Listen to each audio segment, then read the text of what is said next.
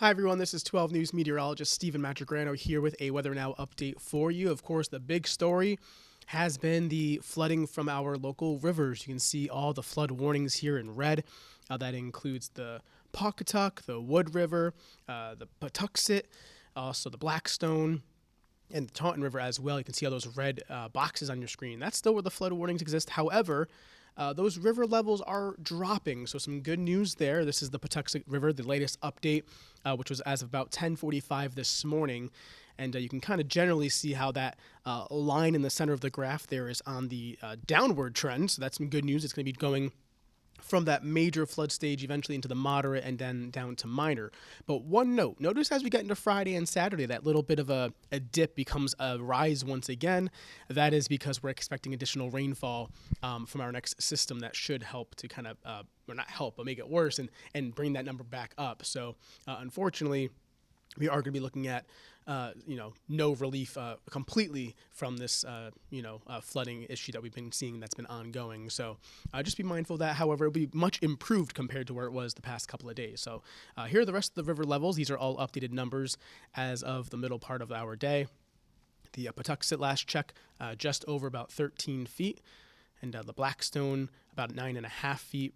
And looking at the Wood River, about 7.5 feet. So again, these are all dropping as we go through the day, and you can see the flood stage numbers there on the right-hand side of your screen. But again, we are looking at these numbers dropping. But again, with the rainfall Friday night into Saturday, could add insult to injury with these numbers here. So here's that system that we're talking about for later in the week. Rain and wind on the way. Another 1 to 2 inches of rain, not quite as much rain as this past storm, but still any rainfall we get will be impactful with the street and river flooding the main concern.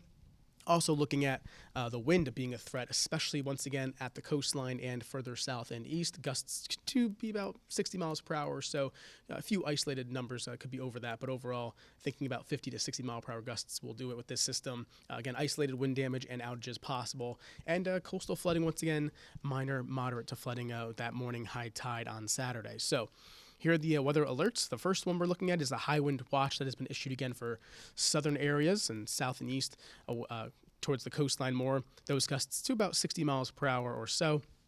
Flood watch. This is now again for rain that we're expecting to fall Friday night into Saturday, an additional 1 to 2 inches of rain from this next storm. Similar story, some street poor drainage flooding, and of course we'll be watching those rivers once again. And also a coastal flood watch issued in and around Narragansett Bay, but also the coastal waters, Buzzards Bay, and also those ocean-facing areas as well for the morning high tide cycle on Saturday. So that is again our next storm system. It looks to be another rain and wind threat. Looking outside right now and Providence, it's clouds and some blue sky. It's not too bad of a day. We're dry. Similar look here in Newport, a little bit more in the way of clouds here at the coastline. For this afternoon, this is what we're looking at.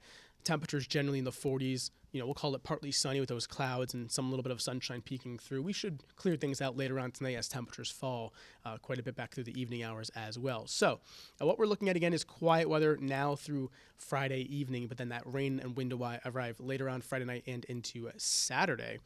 And that will be our next storm system. However, we are looking at the potential for some snow early next week. Still a long way away, but we may finally get a taste of winter to make its return across our area. So that's your latest Weather Now update. Thank you for tuning in. We'll talk to you soon.